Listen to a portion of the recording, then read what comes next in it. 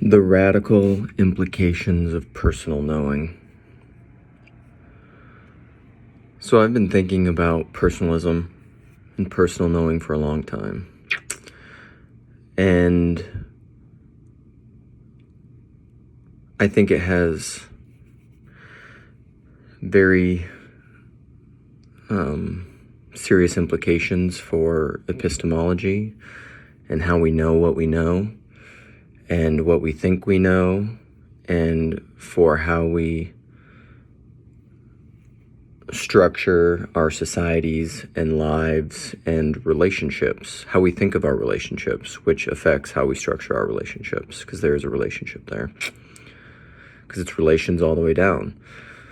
So a way that I think of personal knowing is that it combines it's the unity of all the 4 P's of John Vervaeke's 4 P's of knowing, which are propositional, procedural, perspectival, and participatory.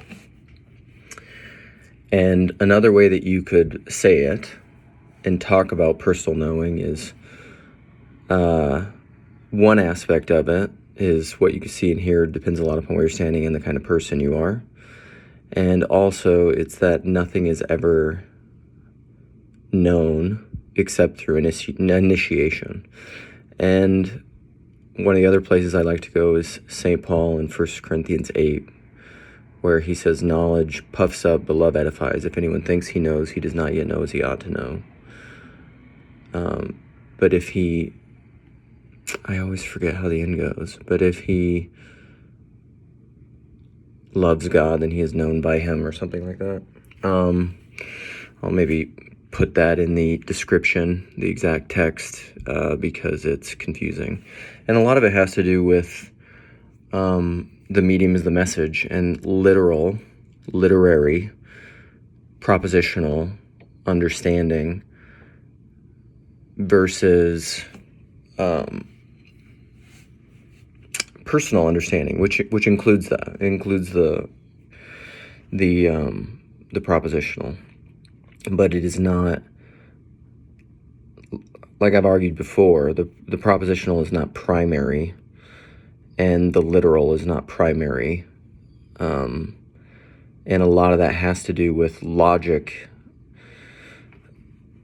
is not the primary way and structure that we know things. Math is not the primary syntax of the universe. I don't know that there is a primary syntax of the universe outside of relations, personal relations. It's not just mere relations, because math has relations, but it's personal relations. The person is the center and the nexus of all meaning and of all perception. And perception is fundamental to reality. Perception is reality, you could say, in a way. But it's not just mere apprehension of events. It is, because events cannot be abstracted. I mean, they can be abstracted from the person's perceiving them, but they ought not to be, which gets into like the double slit experiment and that wave particle duality and things like that. So the area I want to go with this is into Jordan Daniel Wood's Christologic, which is the identity of identity and non-identity. Or another way that I talk about this is Christ the Eternal Tao, or Christ and Antichrist. And one of my little Luke aphorisms is Christ plays an Antichrist. So part of this is stemming from political conversations that have come up in the corner recently, this little corner of the internet, and I don't know, post-Trump assassination attempt, and as this election is coming, and a lot of it has to do with my exclusivist religion on the right side of history and a proper understanding of hierarchy. There's so much in this video, bringing up a lot of things, but I'm trying to connect it all in a mosaic vision. There you go. You can be right and be wrong, or be wrong and be right. And so there was a comment the other day that said something like, only God has objective knowledge. And I was thinking, and this will be controversial, no doubt, but I said, I don't know that that's true. I'm not sure that objective knowledge exists. I'm not sure that even God has objective knowledge. I think, I don't know. If personal knowledge is the unity of all these things, you could say that God has perfect knowledge. But yeah, I don't know. Anyhow, I guess I don't want to riff on that. There's very complicated theology and philosophy rooted in a statement like that, and stuff that I don't really know well enough to be able to talk about, but I do want to propose it for your consideration. I'm not sure that even God has objective knowledge. And then it also ties into the idea of the radical implications of the Incarnation, that God became man, that man should become God. And this line between pantheism and panentheism, that God is all and in all, is it that God is all, or that all is in God? And what is the difference therein? And what does it mean that the radical implications of the Incarnation is that the fullness of God, that God, very God,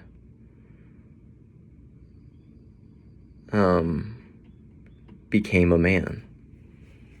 And then he died. And that fractally radiates out to all of humanity. And so, is there, and a lot of this is into Peter Rollins' ideas of unknowing, that unknowing is ontic. Unknowing goes down all the way even into God. Which would essentially, I think, be the same way to say that God, not even God, has objective knowledge. That the spiral, the further up, the further in, the process, the evolution, is rooted in God's unknowing, in his death and reciprocal opening. This constant death and reopening, which is the freedom from the Ouroboros, from the closed circle, from endless repeating. It allows for a hierarchy, for a process, for telos, for a end, but it also allows for the process, and it is the hope that it's not just some static final thing within that process. And so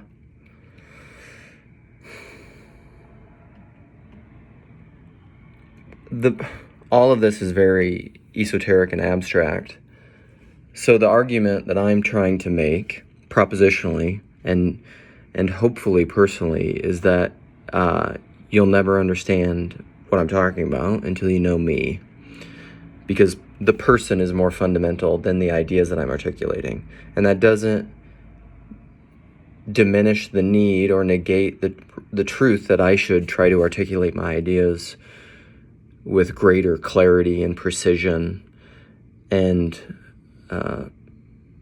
rhetorical and persuasive ability, so that what I'm saying can be more clear. Because my personal relationship with my YouTube channel or with anyone else, part of that is my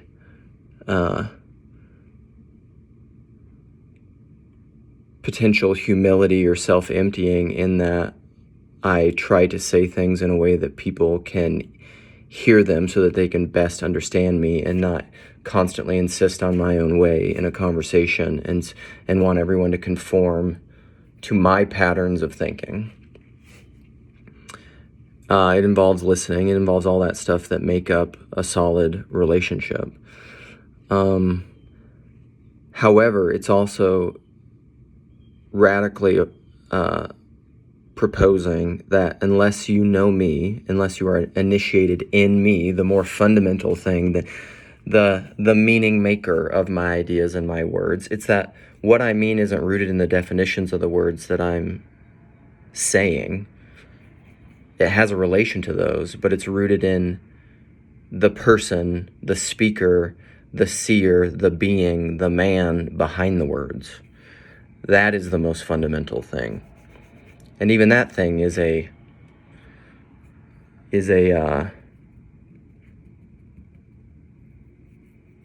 self-opening, revolving, evolving, becoming process. It's related to who I was before. I like to think of these things in terms of memory. Memory is the purveyor of reason, is this quote that I got from Samuel Johnson a long time ago.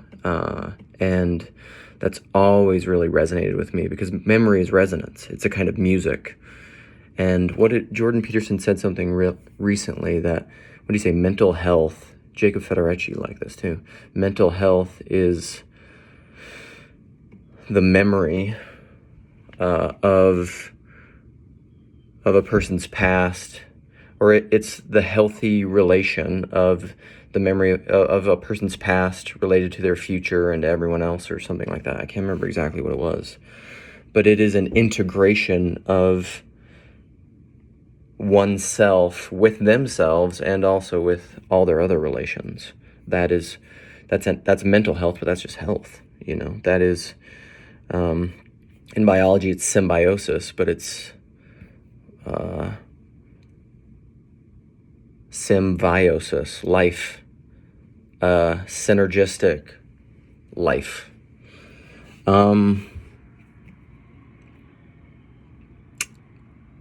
So memory is more fundamental than logic, because it sets the table for reason, where you can apply logic.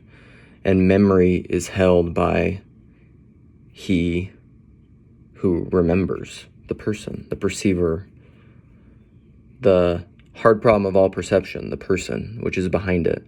And so what I would advocate, I guess, when we're having conversations with those that we disagree, because in Chad's live stream yesterday, we were talking about Jordan Peterson and his rant against trans activists at the end of his last Joe Rogan appearance, and trans doctors and all these other people, is, do you believe ultimately that you're in a battle against people who are wrong about definitions and facts and objective reality, and you are defending God and his objective position on whatever, morality, truth? Or do you think that this paradoxical reality exists where difference and disagreement and chaos and disorder, this isn't like a polemic for any of those things, but that even the further up and the further in, and even God and truth and beauty and goodness manifests in these things that you wouldn't advocate for, and so this means like how to speak against evil and to do it poorly. That Chris Pacow conversation that happened a while ago in the TLC. This is where I think we can have opinions. You can have disagreements. You can have convictions even. But at the end of the day, I think the relation is more important. The love of the other, and even dying to yourself, and even potentially your propositional ideas, is more important than standing up for the objective truth of your opinion or even your conviction. And my personal knowing would even include having relations with people who don't agree with any of this, or else I am being hypocritical and guilty of the very thing that I am speaking against. Because, to my point, even Christ plays in the Antichrist of, because if I'm right, let's assume I'm right about all this, then Christ will even manifest in the people that disagree with me, and I need to love them and perhaps even die to my own ideas.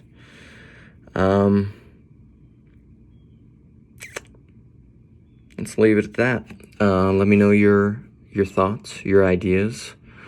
I always appreciate the engagement. I I really value everyone who watches and listens and engages and disagrees, and I don't necessarily appreciate in the moment when people call me names, but anyhow, have a good day. I gotta get going. God bless you. Lord have mercy. Namaste.